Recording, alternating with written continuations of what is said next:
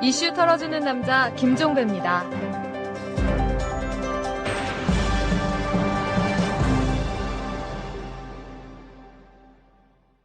10월 2일 화요일에 보내드리는 이탈남입니다.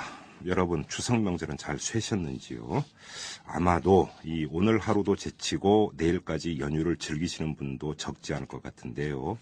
일단 추석은 보냈으니까 지친 심신을 잘 다스리는 충전의 시간 보내시기 바라고요. 지금 이 순간 일터에 계신 분들 더더욱 더 많이 힘을 내시기 바랍니다. 자, 오늘 이탈남은 털기 전 뉴스를 건너뛰고 바로 들어갑니다. 재벌과 모피아의 함정에서 탈출하라. 종횡무진 한국경제. 재벌 개혁에 앞장서온 김상조 교수. 그가 한국경제에 던지는 8가지 질문. 우리가 몰랐던 한국경제의 진실을 파헤칩니다. 더 이상 경제 권력자들의 눈속임에 속지 마세요. 종횡무진 한국경제. 오마이뉴스가 만드는 책 오마이북. 정말 무서운 큰 대가를 치렀습니다만 정말 대통령을 잘 뽑아야 되는구나. 거짓 공약을 내세우는 이런 후보를 식별해야 되는구나. 대가를 바라고 뉘우치면 그는 하급통입니다. 그는 정말 유치한 통이죠. 5년 동안 대통령 부인의 역할, 이른바 퍼스트 레이디 역할을 한 분으로서 유신 정권 핵심기의 장본인, 유심 독재자의 공범자입니다. 그 안철수 교수의 진정성은 뭐 다소 긍정적으로 평가함에도 불구하고 주변에 모였던 분들, 지금 계속 모이고 있는 분들을 보면은 불안해요. 저 친구들, 이야 이거 정말 또 많은 장사꾼들이 모이는구나. 그렇게 평가하세요? 예, 불안해요. 국민들의 요즘 관심사는 단연 대선일 겁니다. 이 향후 5년의 국정을 가를 선택에 이 국민의 절대 다수의 시선이 집중돼 있죠. 아마도 이번 추석 연휴에 이와 관련한 얘기를 많이 나누지 않았을까 하는 이런 생각도 드는데요. 자, 오늘은 우리 사회의 원로이신 함세웅 신부님을 모시고 이번 대선의 의미, 그리고 유권자의 바른 선택의 기준, 이런 여러 가지 문제에 대한 말씀을 한번 들어보도록 하겠습니다. 자, 신부님 어서 오십시오. 네, 안녕하십니까. 네네, 건강은 좋으시죠, 신부님? 네네. 좋습니다.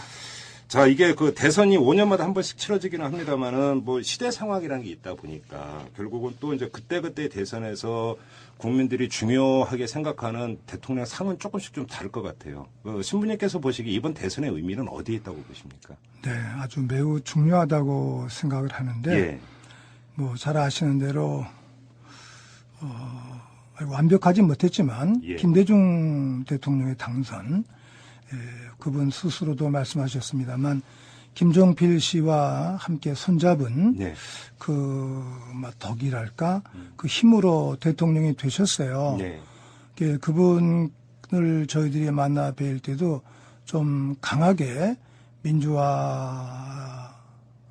좀 펼치고 좀 정치 전반에 걸친 어떤 개각을 단행하라고 개혁을 단행하라 저희들이 주문을 했었어요. 그때 그 김대중 대통령의 말씀이 신부님 안타깝게도 제가 민주화와 진보 진영의 힘만으로 대통령이 되지를 못했습니다. 김종필 씨의 힘을 빌렸기 때문에 한계가 있습니다. 이러시는 거예요. 그 김대중 대통령 자신의 그 말씀이 그 정권의 한계를 잘 나타낸다고 생각을 해요. 그럼에도 불구하고 많은 한계가 있었습니다. 제가 그분의 한계를 지적하는 것은 특히 이제 영남교환기에 대한 잘못된 선정으로 그 과거에 박정희와 전두환 정권 때 함께했던 분들을 너무 기용하셨어요. 그게 아주 잘못된 선택인 것 같아요. 그러면서 특히 이제 박정희 기념을 한다면서 도서관을 짓지 않았습니까? 상암동에 그게 완공이 됐죠. 네, 완공됐어요. 매우 저희들이 정말 온 힘을 다해서 반대를 했습니다만 또 저희들의 한계도 있었고 안타깝게도 부끄럽게도 그런 건물이 세워졌습니다. 그러나 김대중 대통령의 가장 큰 공은 잘 아시는 대로 남북 대화, 또 대북 정책, 또 햇빛 정책 이런 거였습니다. 민족의 문제에 위대함 때문에 다소 국내 정치가 미흡했지만 네. 그래도 김대중 대통령이 긍정적으로 평가받을 수 있는 그런 근거라고 생각을 합니다. 네. 정권 말기에 불행하게도 또 새 아들의 또 어떤 개인적 비리 때문에 예. 큰 상처가 있었고 또 많은 국민들에게 실망을 안겨주었던 일도 있습니다. 그러면서 이제 김대중 대통령 말기에서 저희들이 또 큰 좌절을 맛보았어요. 이제 정권이 마감됐구나, 네. 뺏기는구나. 뭐 홍삼 게이트 터지는 걸 네. 보면서 예. 그런데 뜻밖의 노무현 그 후보가 예. 등장을 했는데 예. 사실 어떤 의미에서 무명의 그렇죠. 예. 정치인이었는데 예.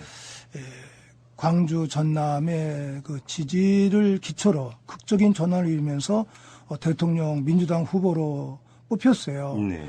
그러면서 그 당시 뭐 모든 언론은 다 이회창 씨가 되는 걸로 예견을 그랬죠. 예. 했었습니다만 예.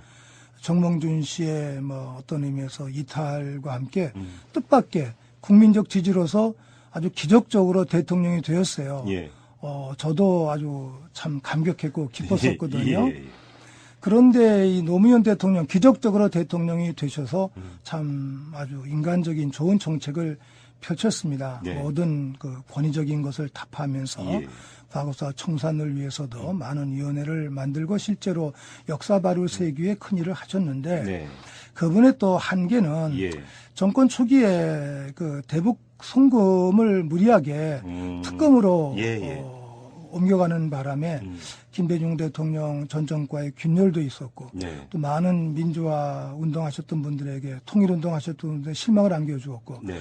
이게 노무현 대통령의 초기의 한계였던 것 같아요. 그러면서 또 그 뒤에 여러 가지 정책을 펼칠 때 평택 미군기지라든지 네. 또 FTA, 한미 FTA 조약에 관한 내용이라든지 이라크 파병이라든지 또는 제주 강정마을 네. 군사기지, 해군기지 건설이라든지 이런 모든 한계가 있었어요. 예. 그래도 노무현 대통령의 그 아름다운 인간성, 예. 진정성 때문에 모든 분들이 그 노무현 대통령을 이렇게 마음에 품으면서 갔습니다만 사실상 뭐 요사이도 좀 언급이 됩니다만 노무현 대통령의 훌륭한 점도 있지만 또 한계가 지적되고 있지 않습니까? 예. 그러면서 저도 개인적으로 가장 큰 아쉬웠던 점은 2007년인가 대통령 선거 얼마 전에 박근혜 그 당시 한나라당 대표인가 그분과 대연정을 제안하셨었어요. 2006년에 2006년이었군요. 예. 그때 사실 제가 민주화운동 기념사업에서 일하고 있었기 때문에 발언은 할 수가 없었습니다만 네. 마음이 대단히 아팠어요. 느닷없이 그 좀 전문적인 선배분들과 의논도 하지 않으시고 좀 너무 단견적으로 예. 순간적으로 선택하신 것이 아닌가 하도 답답하셔서 아마 그런 선택을 하셨을 것 같은데 네. 그런 그 아쉬움 예. 이런 내용들을 거치면서 예. 거의 뭐 실망 수준에 와가지고 그냥 뭐 이명박 그 당시에 후보가 대통령을 뽑힐 때는 그냥 거의 어이없이 뭐 무서운 차이로 일방적 게임이죠. 대통령 당선되지 않았습니까? 예. 그 당시에 많은 국민들은 막 경제 살리기라든지 또 경제가 잘 된다 이른바 747 환상의 공약에 다 속았잖아요. 예. 그런데 5년 이명박 대통령을 겪어보면서 이분이 참 거짓말장이구나. 예. 어이가 없는 분이구나를 직접 몸소 체험을 했어요. 예. 뭐 4대강 불법 사업이라든지 제주 강정마을 그 불법 사업 그냥 또 모든 예산이 4년 내내 날치기로 통과가 되었어요. 네, 이 날치기는 이 죄악이 아닙니까? 예. 그런데 조선일보 이런 신문들은 그걸 그냥 무슨 강행 처리, 무슨 뭐 변칙 처리, 뭐 이렇게 단독 처리 이렇게 예. 표현하는 거예요. 그러니까 예. 국민들을 묘하게 속이고 있어요. 4년 내내, 5년 내내 저희들이 속고 있는데 네. 그러면서 얻은 교훈은 예. 정말 무서운 큰 대가를 치렀습니다만 예. 정말 대통령을 잘 뽑아야 되는구나. 예. 거짓 공약을 내세우는 예. 이런 후보를 식별해야 되는구나. 다시는 이명박과 같은 이러한 거짓 정직하지 못한 네. 후보자를 대통령으로 뽑아서는 안 되겠구나. 예. 또 이분이 남북 관계를 완전히 망쳐놓고 예. 뭐 연평도 사건이라든지 이런 모든 걸 다 거짓말 조작을 하면서 네. 국제적으로도 또 거짓말로 일삼고 있는 거예요. 예. 더군다나 최근에는 그 일본과의 관계, 뭐 비밀리에 한일 군사협정을 추진했다가 예. 국민들이 결사적으로 반대하니까 한나라당까지 예. 새누리당도 이거 안 되겠다 해서 체결 1시간 전에 취소한 어이없는 일이 있었지 않았습니까? 그렇습니다. 예. 그런 당사자가 또 느닷없이 또 독도를 간 거예요. 예, 예. 그래가지고 국제적으로 참 망신이고 정말 아주 일본과의 갈등이 한없이 뻗쳐지고 있는데 네. 이게 개인의 문제가 아니라 네. 민족 공동체 문제이기 때문에 대단히 중요하지 않습니까? 예, 예. 참으로 성숙한 민족의식, 역사의식, 네. 인간에 대한 사랑, 예. 또 공동체에 대한 사랑, 예. 또 대통령의 책임의식이 있는 예. 그러한 후보를 어허. 대통령으로 뽑아야 되겠다라는 교훈을 이명박 대통령 시절을 통해서 우리가 예. 깨닫고 배운 것 같아요. 그게 그러니까, 대단히 예. 중요합니다. 거짓말을 하지 않고 책임의식을 갖고 있는 사람, 이런 사람들이 대통령이 돼야 된다. 그러면 자, 그 기준에서 볼 때 현재 야권, 네. 야권은 그 신부님 어떻게 평가를 하십니까? 사실 비슷비슷해요. 비슷비슷합니까? 네, 저도 그게 가슴이 아픈데 예. 제가 얼마 전에 이제 껍데기는가라는 책을 출간하면서 예. 노무현 대통령에 대한 아쉬운 점 몇 가지를 말씀드리면서 예. 그 대통령 선거 직전에 노무현 대통령을 만나 뵈었을 때 노무현 대통령께서 당신이 최선을 다해서 민주화 경제 정책을 수립했기 때문에 네. 다음 대통령은 어느 분이 되시든지 그냥 예. 거저하실 수 있다 이렇게 말씀하시더라고요. 뭐 민주화는 거의 뭐 이제 더 이상 되돌릴 네. 수 없다 이런 네. 인식이 많았죠 당시에. 네, 그래서 예. 제가 그렇지 않습니다. 예. 대통령님 꼭 이번에도 힘을 모으셔서 네. 민주화의 의식을 가지고 있는 후보를 대통령으로 뽑도록 함께 힘을 모으셨으면 좋겠습니다. 예. 그랬더니 노무현 대통령께서 물론 당신의 한계도 느끼셨겠지만 네. 신부님 제가 지난번에 빼앗겼던 대통령을 제가 찾아오지 않았습니까? 예. 그럼 제 할 일은 역사적으로 다 했습니다. 예. 이제 더 할 일도 없는데 예. 신부님 생각해 보십시오. 한나라당 국회의원이나 열린우리당 국회의원이나 뭐가 다릅니까? 어허. 똑같습니다. 이러시는 거예요. 그렇게 말씀하셨어요? 네, 예. 그래서 제가 그분의 말을 알아듣습니다. 그분의 깊은 뜻을. 그럼에도 불구하고 대통령님 그래도 한나라당 국회의원과 열린우리당 국회의원은 다릅니다. 네. 열린우리당 국회의원들 부족하더라도 다시 채찍질을 해서 힘을 모아서 네. 하나가 돼야 됩니다. 이렇게 말씀드렸어요. 네. 그래도 아니라고 그러시는데 지금 생각해 보니까 노무현 대통령의 그 말씀을 제가 공박을 했습니다만 그럼에도 불구하고 노무현 대통령이 얼마나 답답하셨으면 당신이 만든 그 당의 후보자들을 한나라당 국회의원들과 동시에 썼을까. 아하. 그러니까 역으로 보면 그렇다는 거죠. 그거를 예. 제가 이제 깨닫는 거예요. 예. 그러면서 예. 그것을 지난 4월 4.11 국회의원 선거 때 한명숙 대표를 통해서 이루어진 거. 네. 이른바 민주당 내 486, 그 젊은이들, 장사꾼과 같은 사람들. 네. 또 이른바 5인방. 예. 이런 자들은 국민을 생각하는 사람들이 아니에요. 민주당의 그냥 일종의 패거리. 그건 기득권화되어 있다. 기득권. 예. 그리고 권력만 갖겠다는 욕심밖에 없어요. 어허. 그래서 제가 노무현 대통령께 대해서 아니라고도 말씀을 드렸음에도 불구하고 예. 정치 현장 속에서 예. 노무현 대통령이 뼈아프게 느끼셨던 그 의미가 아. 이런 거였겠구나를 지난 국회의원 선거 때 제가 조금 깨달았어요. 당시의 표현은 역설이었군요. 네, 그러니까. 네. 그러면 지금 민주통합당 같은 경우는 지금 요즘 뭐 쇄신 얘기가 많이 나오는데 상당히 지금 쇄신할 게 많다 이런 말씀이시네요. 그렇죠. 신부님. 사실 제가 드리고 싶은 말씀은 거기서 이른바 386 또는 486 네.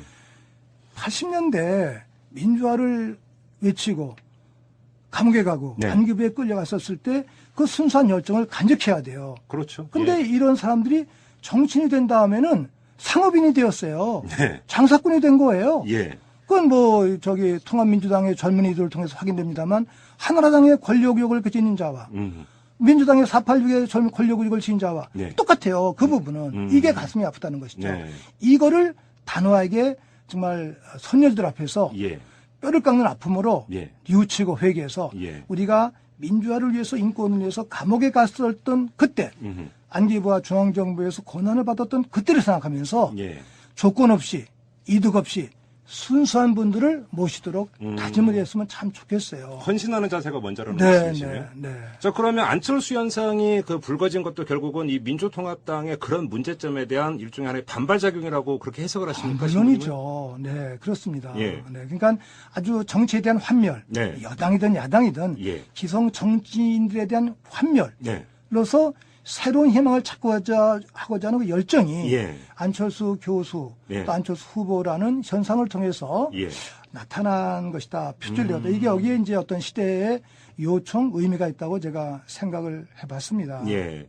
그러면 하나만 좀 더 그 심화시켜서 한번 여쭤보겠습니다. 민주통합당에 있는 그 사람들의 그런 문제점과 문재인 후보는 또 일정하게 별개 아니겠습니까? 물론이죠. 예.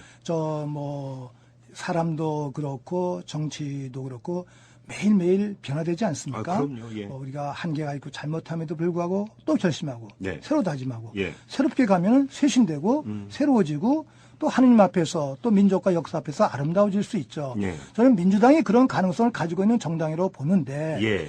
그런 그 쇄신을 방해하는 그러한 그 구시대에 예. 그러한 그 권력에 사로잡힌 자들을 우리가 수술해내야 된다. 네. 이 점을 저는 강조하고 싶고 그래서 특별히 특히 재벌개혁과 경제민주화를 위해서 대표적인 경제학자 유정일 교수 네. 저는 그 유정일 교수와 박정희의 그 경제성장 신화의 허구성을 밝혔고 예. 또 박정희를 제거했던 김재규 예.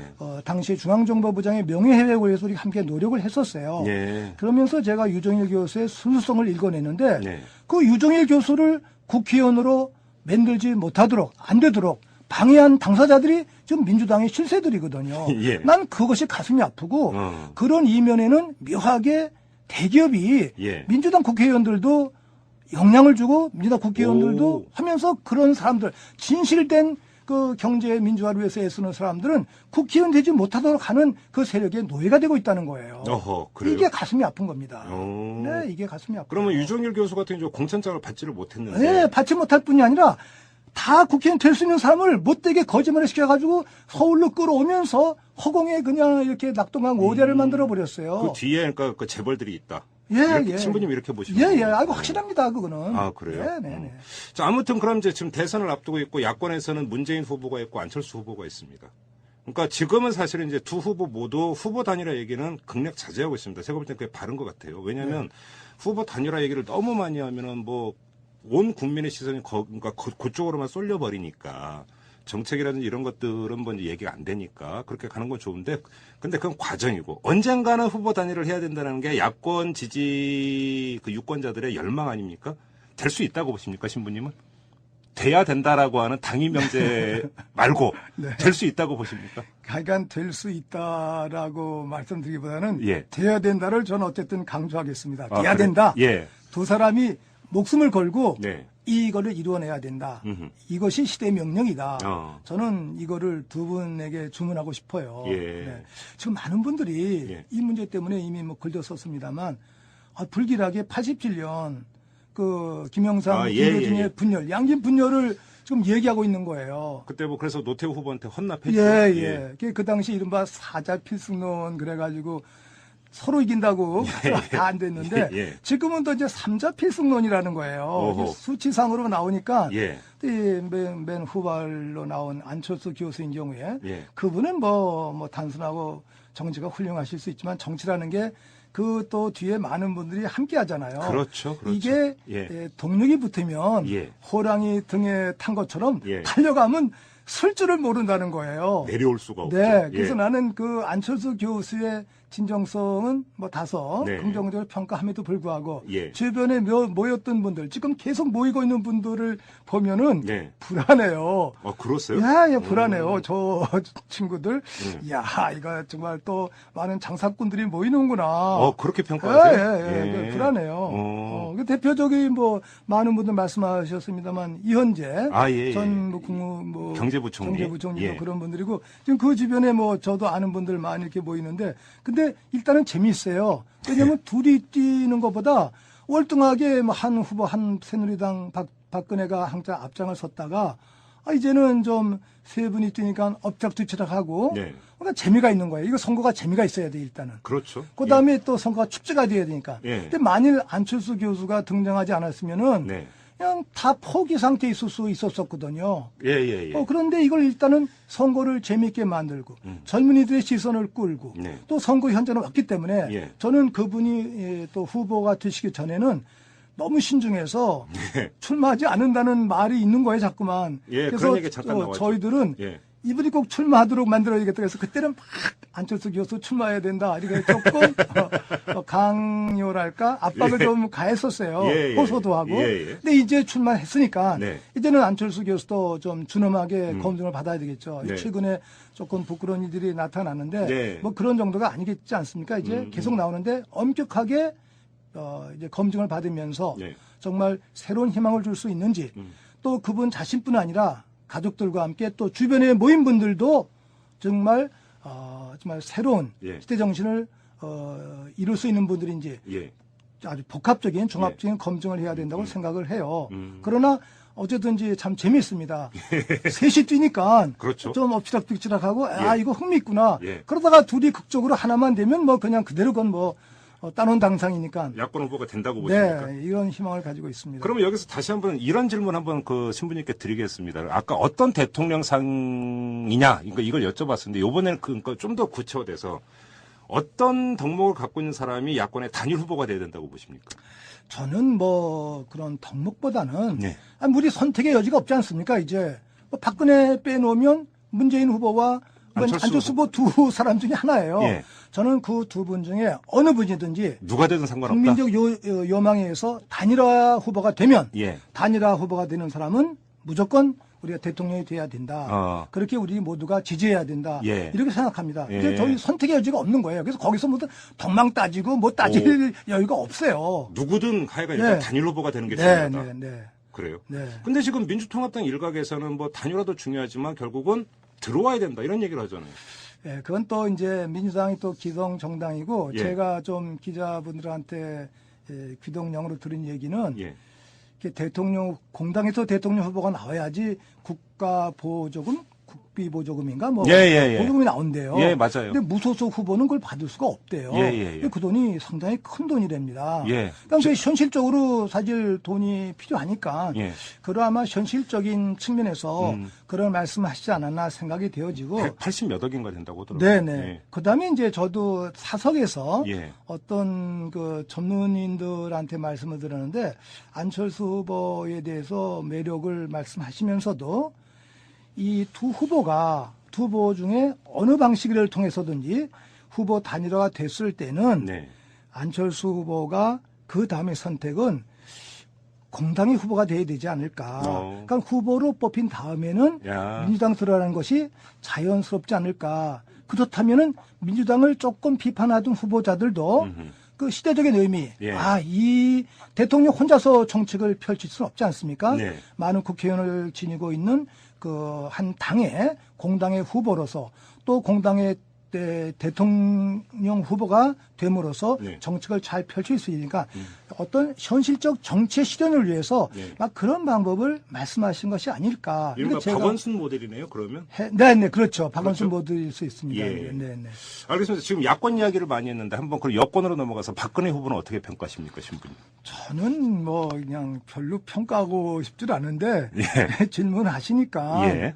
사실 그분은 한나라당이나 새누리당의 많은 분들 또는 예. 지지하는 분들이 대통령 후보로 선거하더라도 예. 본인이 양식 있는 예. 한 시대인이라면 예. 저는 못합니다. 저는 후보가 못합니다. 돼서는 안 됐다는 말씀이십니까? 이렇게 말씀하시는 게 이게 선조들에 대한 예. 선열들에 대한 도리고 어허. 자기 아버지에 대한 도리고 예. 또 모든 민주인사 예. 우리 5천만 국민에 대한 인간적인 예의라고 생각을 하는 거죠. 그러니까 지금 신부님이 그렇게 말씀하시는 이유는 이른바 흔히 이야기하는 독재자의 딸이었기 때문입니까? 아닙니다. 그것 때문은 아니고. 독재자의 딸이었기 때문이 아니라 예. 뭐 그런 부분이 부차적이지만 그런 스탈린의 딸처럼 네. 지난해 미국에서 돌아가셨습니다만 그분은 참 아름답잖아요. 아버지의 과오를 그 공개적으로 네, 인정하고 비판했고 인정했죠. 내가 그때 침묵한 것 내가 정말 잘못이다라고 예. 고백을 했어요. 예. 그러면 그런 고백으로 그 스탈린의 따님도 위대할 뿐 아니라 그 따님을 통해서 스탈린도 또 위대해지는 거예요. 네. 그러면 박근혜가 이런 스탈린 따님의 네. 그런 방법을 선택하는 것이죠. 이게 이 인간과 역사에 대한 도리가 아니겠습니까? 예. 그런데 이번에 뭐 사과라고 이야기한 거 그거 다 법조인들이 써준 걸 그냥 읽었는데 예. 그건 자기 자신의 내면에서 나온 고백이 아니었거든요. 음. 그냥 강요된 네. 사과. 예. 우리 뭐 옛날에 중앙정보부하고 안기부에서 조사받을 때 그냥 막 진술서를 몇십 번씩 써요. 자꾸만 쓰라고 그래요. 예. 강요된 진술을 하는 거예요. 예. 근데 어떤 의미에서 우리 시대가 그 새누리당 후보에게 역사적인 가르침과 함께 강요를 한 셈이 되게 되었죠. 그러니까 마지못해서 하니까 뭐 헌법의 가치를 훼손했다. 근데 헌법의 가치 훼손이 아니라 어제 저 한한상 교수도 말씀하신 걸 제가 들었는데 헌법을 파괴한 분이에요. 민주주의를 짓밟은 분이에요. 가치의 훼손이 아니라 아예 예, 파괴였다. 예. 근데 그거를 언어의 유의로 네. 무슨 가치 훼손 뭐 이러고 유보학자 무슨 이제 헌법학자들이 써준 걸 그대로 읽고 그것도 그냥 뭐 5.16 뭐 유신 인혁당을 그냥 한 대로 둥글이 그냥 뭉쳐가지고 네, 네, 거 네. 그거 뉘우침이 아니거든요. 진정성이 없다고 보시네요. 신학적으로요. 예. 이렇습니다. 한 사람이 예. 부모님이나 하느님 앞에서 뉘우칠 때는 네. 대가가 없어야 돼요. 정말 내가 잘못했으면 가슴을 치고 뉘우쳐야 돼요. 예. 대가를 바라고 뉘우치면 그거는 하급통해입니다. 그거는 정말 유치한 통해죠. 예. 내가 이번에 이거 뉘우치지 않으면 부모님이 나에게 유산을 안 주겠다. 하느님이 나에게 상급을 안 주겠다. 예. 이 뉘우치면 그거는 아주 하급적인 뉘우침이에요. 근데 이번에 박근혜 대표의 그 사과라는 거 그거 아닙니까? 예. 이 추석 전에 자기 민심이 떠나가는 것 같아요. 지지가 떨어져요. 대통령은 되고 싶어요. 대통령 되는 방법은 거짓이지만 이렇게밖에 할 수가 없어요. 네. 그러니까 정치인들은 자 훌륭한 사과입니다라고 평가했습니다만 예. 저는 신학도로서 평가할 때 내면에서 나온 고백이 아니기 때문에 오. 자기의 고백이 아니기 때문에 예. 다른 사람이 써준 걸 읽었기 때문에 그거는 바로 사과가 아니다. 아. 이 부분을 저는 지적하고 싶고 예. 또 하나 아까도 처음에도 말씀드렸습니다만 박근혜 후보는 75년 유경수 여사가 세상을 떠나신 다음에 79년 박정희가 김재규 부장에서 사살될 때까지 5년 동안 예. 대통령 부인의 역할, 이른바 퍼스트 레이디 역할을 한 분으로서 예. 유신 정권 네. 핵심기의 장본인, 유신 독재자의 네. 공범자입니다. 예. 공범자예요. 이 부분을 언론이 지적을 해야 되는데 네. 어떤 언론도 이 얘기를 안 하는 거예요. 예. 뭐 우리가 박정희 대통령 독재자의 딸이기 때문에만 반대하는 식으로 딸이기 때문에만 반대하는 것이 아니죠. 그 5년 동안에 유신과 함께했던 독재자와 함께했던 인자로서의 공범자의 이 업행 또 구국여성 봉사단 총재로서 했던 또 이른바 사이비 목사 또 그 최태민 예. 그분과의 그런 부적절한 만남과 관계 이런 모든 거 이게 김재규 부장이 군사법정에서 누누이 강조를 했고 또 대법원 상고이웃의 변호인들이 아주 예. 명시적으로 명문화시켰던 대목입니다.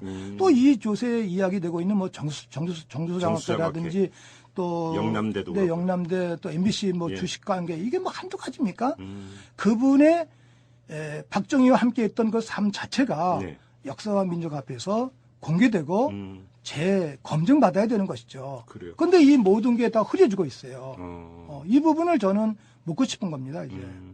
지금 말씀하신 김에 좀 약간 다른 얘기인데 김재규 이제 중앙정보부장 이야기가 나오는데 신부님께서 이제 쓰신 책 껍데기는 가라 여기서 보면은 김재규 중앙정보부장을 은인으로 평가를 하셨습니다. 네. 근데 일반적으로 김재규 중정부장이 박정희 당시 대통령을 총으로 쏴서 유신을 종식시킨 공은 있지만 그래도 그 사람도 결국은 박정희 독재에 부역했던 사람 아니냐. 이렇게 보는 시각도 있거든요. 근데 지금 신부님께서는 은인이라고 평가를 하셨습니다. 어떤 점 때문에 그렇게 평가하셨습니까? 네, 뭐 그렇게 말씀하실 수 있습니다. 이제 제가 은인으로 평가한 거는 제가 신앙인으로서 네. 또 저의 개인적인 체험에 기초한 예. 그러한 성서적인 표현입니다. 이제 예. 제가 1979년 10월, 8월 이후에 이제 감옥에 두 번째 갔었는데 네. 그때가 이제 유신 말기가 아니었습니까? 두 번째 감옥 가면서 많은 걸 생각하고 있었는데 제가 그 감옥에서 박정희 대통령의 그 제거 소식을 들었어요. 11억을 네, 저기 감옥에서 맞으셨군요, 네. 신부님. 시해는 잘못된 표현이에요. 알겠습니다. 정정하겠습니다. 네. 예. 그때 제가 감옥에서 그 얘기를 거의 같이 계셨던 동아투이 네네. 기자 3분, 장윤환 기자, 또 몇 분 안성환 기자, 예. 또 박종만 기자 세 예. 분들한테 들었는데 그 소식을 들으면서 낮 시간인데 예. 깜짝 놀랐어요. 어떻게 박정희 대통령이 죽을 수 있습니까? 제가 감옥에 갇혀 있으면서 그날 낮에 낮기도를 올리면서 제가 사제로서 신앙인으로서 성서 역사를 그냥 순식간에 이렇게 깨달은 거예요. 다시 한번. 어렸을 때부터 배웠던 모세를 통한 에집트 노예에서의 유다인들의 히브리인들의 해방 이야기. 예. 그 모세가 기도를 통해서 지팡이로 갈대바다를 치니까 홍해바다가 갈라졌다. 이게 극적으로 건너갔던 그런 이야기. 사실 인간적으로 믿을 수 없는 이야기 아닙니까? 예. 그러나 우리는 신앙으로 그냥 그렇겠다라고 확신하면서 살아왔어요. 네. 어떤 기적이 이야기했다. 근데 그 기적을 제가 감옥에서 체험한 거예요. 아, 이 모세 기적이 이거구나. 어, 제가 감옥에 있으면서 어떻게 박정희 그 전권을 가진 사람이 목숨을 잃어야 생각을 했었습니까? 박정희 철권 통치의 종식 자체가 기적이었군요. 신부님한테는. 예. 그런데 제가 그 시편을 다시 쭉 읽으면서 묵상을 했어요. 예. 그러면 제가 이제 그리고 나서도 50일 뒤에 12월 8일에 긴급조치 9호가 해제가 되면서 감옥에서 풀려 나오게 되었는데 나오자마자 12월 12일에 전두환 신군부 군사 반란이 있었던 거예요. 쿠데타가 있었죠. 예. 그러니까 이게 정신이 없는 거예요.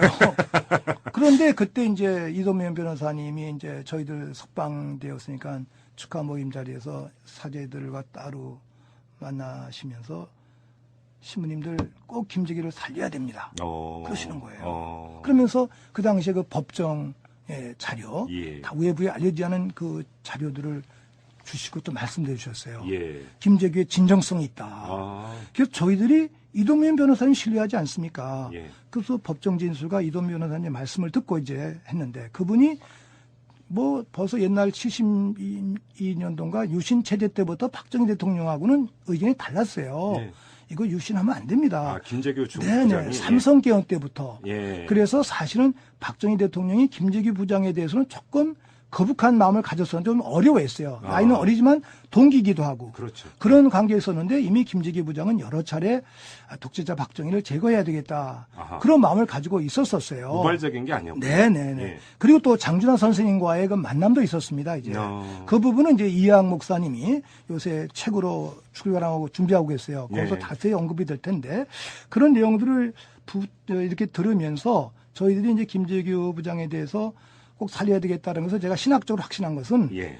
중앙정보부장이면 2인자 아닙니까 그 당시에. 예. 그런데 전두환 신군부에서 막 김재규를 폐륜하러 몰아버리는 거예요. 예. 그런데 사실은 그분이 결단하게 된 계기는 79년 10월 16일 17일 부산 마산의 항쟁 사건 속에서 항쟁. 예. 거기를 찾아갔잖아요. 예. 찾아가면 보니까 부산과 마산 경상도의 민심이 떠난 거예요. 그럼 이건 유신의 종말이죠. 이제는 박정희 정권은 끝나야 되겠구나. 네. 확신을 갖고 대통령께 보고를 드렸어요. 각하, 예. 이제 좀 완화 정책을 쓰셔야 되겠습니다. 민심이 참 심상치 않습니다. 이 부산과 마산에 대한 보고를 올렸더니 예. 옆에서 듣고 있던 차주철이가 그 쓸데없는 소리 마셔. 캄보디아에서는 반항할 때 300만 명을 쓸어버렸어. 예. 우리는 200만 명 쓸어버리면 되는 거예요. 도의 민심이 떠난 거예요. 그럼 이건 유신의 종말이죠. 이제는 박정희 정권은 끝나야 되겠구나. 네. 확신을 갖고 대통령께 보고를 드렸어요. 각하, 예. 이제 좀 완화 정책을 쓰셔야 되겠습니다. 민심이 참 심상치 않습니다. 이 부산과 마산에 대한 보고를 올렸더니 예. 옆에서 듣고 있던 차주철이가 그 쓸데없는 소리 마셔. 캄보디아에서는 반항할 때 300만 명을 쓸어버렸어. 예. 우리는 200만 명 쓸어버리면 되는 거예요. 예. 이런 거예요. 예. 그게 너무 김재규 부장이 놀랐어요. 예. 근데 그 소리를 듣고 있던 박정희 대통령 자신이 맞아. 자유당을 깨야 되겠다.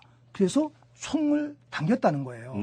저는 이 표현을 읽으면서 이 사람이 자기 목숨을 걸고 네. 우리 모두를 위해서 자기가 희생의 길을 걸어갔구나. 뭐 다소 차지철과의 갈등이 있고 또 박정희 대통령이 조금 경시했다 하더라도 그냥 뭐 자기 자존심 죽이고 묵묵했으면 되는 거예요. 그렇죠. 그런데 자기가 겨냥했거든요. 예. 근데 하루는 백규환 선생님께서도 저를 만나셔서 김재규 때문에 민주화가 늦어졌다는 거예요. 김대중 전 대통령도 그러시는 거예요. 그래서 제가 좀 이의를 제기했어요. 김대중 대통령께도 아닙니다. 이 잔인한 군부독재 정권을 누가 종식시킬 수 있습니까? 네. 군인이 아니면 안 됩니다. 장준하 선생님도 그렇게 확신하셨었거든요. 예. 그런데 그 당시에 정치적인 상황 속에서 김영삼 전 대통령과 김대중 전 대통령은 김재규 구명운동에 서명 안 하셨어요. 이혜여 여사님은 하셨어요. 저희도 하시고 윤보선 전 대통령도 하셨어요. 예. 그러니까 많은 분들이 이제 김재규 구명운동에 서명을 이렇게 하셨었는데 백규환 선생님도 그러시는 거예요. 그 사람이 없었어야지 민주주의가 잘 되는 건데 좀 방해가 되어서 그러길래 제가 이런 내용들을 자세히 백 선생님께 말씀드리면서 선생님과 같은 생각을 가질 수 있지만 그렇지 않습니다. 이런 얘기를 쭉 말씀드리면서 자료를 제가 말씀드리면서 만일 그때 박정희가 안 죽었으면 선생님도 저도 지금 여기 없습니다. 네. 그런 의미에서 김재규 부장 우리가 기억해야 됩니다. 어허. 그리고 묘하게 10월 26일이 안중근 의사가 이등방문을 제거한 그날이에요. 그런가요? 네, 그렇습니다. 예. 10월 26일. 그런데 그 해가 1909년이에요. 1909년 10월 26일 하얼빈에서 기적. 1979년이고. 1909년. 그리고 1979년. 만 70년이에요. 예. 성경에서 70년은 완결과 완성의 의미가 있습니다. 그런가요? 예. 그래서 제가 성서와 신학을 다시 해석하면서 이거는 물론 우연이겠지만 예. 신앙 안에서 해석할 때 필연의 교훈이 있구나. 어허. 만 70년 그날 예. 두 독재자가 우리 인간의 자유를 갈망하는 분들의 염을 달아서 자기 목숨을 걸어서 결행했어요. 이 부분 우리가 뜻있게 기억해야 되지 않을까. 그럼 신부님의 판단에 따르면 만약 그때 김재규 중정부장이 권총을 뽑지 않았다면 광주 학살이 한 해 전에 부산이나 마산에서 있을 수도 있었다. 물론 역사의 가정은 없겠지만 네. 그럴 수도 있었다라는 판단이시군요. 네, 그뿐 아니라 예. 광주의 비극이 만일에 그런 일이 있었다면은 김재규 부장의 그 모든 뜻이 우리가 살렸다면 네. 광주의 그 비극도 없었던 없었을 것이죠. 네. 그래서 제가 광주 5.18 그 관계자들에게 이 말씀을 드렸어요. 예. 분마 항쟁과 예. 5.18 항쟁에서 우리가 함께 김재규 부장을 기억해야 됩니다. 그리고 광주 항쟁 기간에 그분이 돌아가셨어요. 5월 24일이에요. 사형 집행이 이루어진 게? 네. 그때 어수선할 때 6분을 다 사용했는데 예. 제가 또 하나 관심 가는 것은 그분들의 부하 박흥주 대령 또 박선호 그 의정과장에서부터 4분의 예. 그 이제 기사님들 이런 분들은 한결같이 재판에서 지금 부장님이 같은 명령을 내리셔도 우리는 같이 행하겠습니다. 어허. 절대적으로 김재규 부장을 신뢰했어요. 그 사형 선고받고 최우진 수할 때 6분이 예. 똑같이 그런 말씀 할 수 있겠습니까? 전 그런 분에서 그리고 그분들은 전혀 사전에 이 내용들을 몰랐어요. 정말 김재규 부장과 마음을 같이 했던 그 5분의 그렇죠. 상관의 명령만으로 자신의 목숨을 내놓는 건 쉬운 일이 아니죠. 근데 예. 그 부분을 저는 깊이 생각하면서 예. 이분의 명예가 회복이 되면 민주주의가 정말 더 앞당겨지는 건데 결과적으로 그분이 세상을 떠났고 또 그분의 명예가 회복되지 않은 그 때문에 사실은 그 뒤 시절에서 이렇게 예. 30여 년 동안 우리가 많은 어려움을 겪고 있는 것으로 저는 생각을 합니다, 이제. 그래서 역사 바로 세우기 차원에서 우리가 김재규 부장에 대한 또 박정희 11.6에 대한 재평가를 위해서 또 18년의 박정희 독재에 대한 재평가를 위해서도 김재규 부장에 대한 행업을 재평가해야 되지 않을까. 물론 그 전에 그분이 이제 군인으로서 또 관료로서 중앙정보부 차장으로서 부장으로서 했던 또 한계가 있었겠죠. 뭐 그 부분대로 우리가 비판을 해야 되겠습니다. 그가 받을 비판보다 네. 그가 이룩한 그 민주주의에 대한 업적이랄까 업행은 더 크기 때문에 우리가 긍정적으로 평가할 수 있다고 제가 확신을 합니다. 그러니까 지금 말씀을 듣도 역사의 판단에 맡게 될 건 인혁당 사건이 아니라 바로 이거네요. 이것도 우리가 이미 역사적으로 이것도 판단을 내리고 있다. 네, 이렇게 보시면 확인해야죠. 마지막으로 신부님께 이런 그 질문을 좀 여쭙도록 하겠습니다. 지금 그 대의제고 거기서 대의제의 핵심은 정당 아니겠습니까? 그런데 직접 민주주의적인 요소가 갈수록 강화가 되고 있는 양상을 보이고 있습니다. 뭐냐면 유권자들이 정치 과정 전반에 적극적으로 참여에 들어가면서 정당을 움직이는 이런 양상이 최근 몇 년 사이에 아주 도드라지고 있는 것 같아요. 그러니까 이런 현상은 또 정당에서 있는 분들은 한편으로는 이건 좀 너무 심한 것 아니냐. 오히려 이것이 정당의 근간을 흔들 수도 있다. 이렇게 우려하는 시각도 있고 오히려 이것이 이른바 시민정치의 꽃을 피우는 것이라고 긍정적으로 바라보는 사람도 있거든요. 신부님은 어떻게 평가를 하십니까? 저는 둘 다 일리가 있어요. 예. 그럼 저도 이제 양이론자가 되는데 정치인의 처지에서 국회의원 처지에서는 그렇게 생각할 수 있고 네. 또 시민의 처지에서는 또 우리가 좀 적극 참여해서 새로운 것을 만들어야 되는데 한국은 조금 이제 국회의원 수도 너무 많다는 지적도 있고 예. 근데 사실은 직접 민주주의가 바람직한 그 이유는 숱한 아름다운 그 법안들이 예. 국회에 제안되고 있지만 그냥 사장되는 거예요. 먼지가 쌓이죠. 예. 그게 너무 가슴이 아프거든요. 네. 근데 스위스는 우리보다 나라도 작고 인구도 작으니까 좀 가족 같은 공동체에서 이 직접 민주주의가 아름답게 이루어지고 있고 거기는 권력이 아니라 민주주의와 상식을 통해서 정치가 이루어지고 있는 것 같아요. 근데 그런 수준으로 우리가 좀 이 정치의 질을 높여야 되는데 좀 시간이 많이 걸릴 것 같아요. 네. 그래서 시민이 참여하는 직접 민주주의 형태를 우리가 좀 요구해야 되는데 그렇기 위해서는 정말 많은 그 대화, 네. 학술 모임이라든지 전문가의 모임이라든지 그런 대화 과정이 꼭 있어야 된다고 생각을 합니다. 네.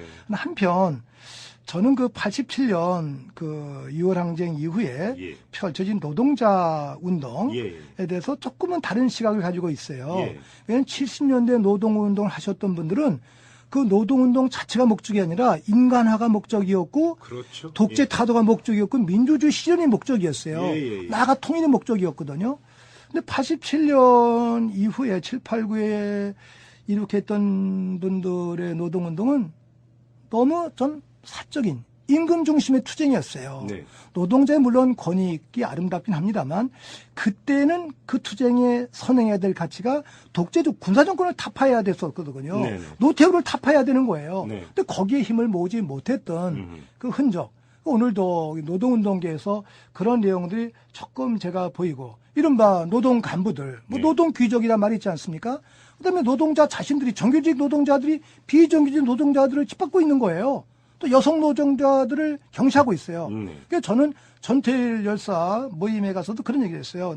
노조 간부들 왔었을 때 여러분들 정규직 여러분들의 봉급을 조금 덜 타서 나눠서 비정규직 분들하고 나누십시오. 그분들을 정규직으로 껴안으십시오. 여러분들이 돈을 내서 해야지 기업가와 정부에만 대고 요구하지 마십시오. 제가 이렇게 얘기했어요. 그러니까 저를 좀 싫어해요. 그게 맞는 거 아니겠어요? 그게 인간이고 그게 신앙인의 자세고 네. 그게 기업인과 정치인들을 회개시키는 방법이거든요. 네. 근데 자기들 거는 안 내놓는 거예요. 그러면 어떻게 노동운동을 정화시킬 수 있습니까? 결국 말씀은 시민정치에 있어서 그러니까 공동선을 지향하는 것이 전제가 된다 이런 말씀이시네요. 예. 물론이죠. 예. 그러니까 개인의 이익도 중요하지만 예. 공동선을 위해서는 때로 예. 개인의 사익을 양보할 수 있는 아름다움을 네. 우리가 지녀야 된다. 예. 거기서 제일 아쉬운 게 바로 통합민주당의 그 슬픈 일이 아니에요. 아까 지적하셨죠. 나는 그 딱한데 저는 그 사람들 껴안고 싶어요. 왜냐하면 그 사람들의 그 잘못은 조선일보나 한나라당, 새누리당 대법관들에 비하면 아무것도 아니거든요. 예. 그러니까 그런 의미에서 껴안고 싶지만 예. 그래도 우리가 탓없는 아름다운 정치인, 시민, 노동자, 예. 민주 진보의 주창자가 되자. 야. 이게 이제 제가 호소하고 싶은 말씀이었어요. 알겠습니다. 자, 지금 40분 동안 신부님의 지금 고견을 쭉 경청을 했는데요. 지금 제가 감히 이런 말씀을 드릴 수 있는지 모르겠지만 아주 절절함이 좀, 그러니까 그 말씀에 이제 배어있다. 이렇게 제가 감히 평해도 될까요? 아무튼 고맙습니다. 저는 개인적으로 좀 그런 걸 느꼈는데 우리 청취자 여러분들은 어떤 걸 느끼셨는지 모르겠습니다. 자, 오늘 신부님과의 말씀은 여기서 마무리를 하도록 하겠습니다. 신부님 말씀 잘 들었습니다. 네, 고맙습니다. 네. 우리나라 민주주의와 또 민족일치와 화해를 위해서 대통령 잘 뽑기를 위해서 함께 노력하고 기도하겠습니다. 알겠습니다. 고맙습니다. 고맙습니다. 글로벌한 사회에 글로벌한 기사만 봐도 머리가 아프다는 당신. 경제를 이해하고 싶지만 골치만 아프다고요? 아빠와 딸이 함께하는 최진기의 인문학 특강 시즌2로 업그레이드 됐습니다. 경제학에서 철학, 전쟁사, 버블쇼크까지 팟캐스트 인문학 강의 1위. 지금 오마이스쿨에서 만나보세요. school.oma이뉴스.com. 오마이뉴스 대표 오연호입니다. 이슈 털어주는 남자 이털남 마음에 드시나요? 응원하는 방법이 여기 있습니다. 이털남을 만들고 있는 오마이뉴스의 10만인 클럽 회원이 되어주십시오.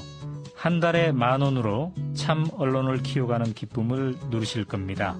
오마이뉴스 메인면 왼쪽 상단에 있는 10만인 클럽 버튼을 누르시고 직접 회원으로 가입하시거나 733-5505로 전화주시면 담당 직원이 안내해드립니다. 여러분께서 이털남과 오마이뉴스의 배우가 되어주십시오.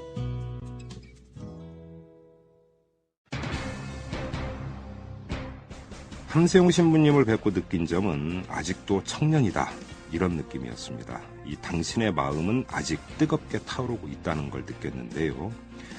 절절함이 열정을 불태우는 게 아닐까, 이런 추측을 한번 해봅니다. 자, 청취자 여러분의 절절함은 무엇입니까? 정말 간절히 원하는 것은 무엇일까요? 한번 되돌아보는 것도 괜찮을 것 같습니다. 그것이 대선 후보를 선택하는 기준이 될 수도 있지 않겠습니까? 이만 마치도록 하겠습니다. 지금까지 이탈남 김종배였습니다.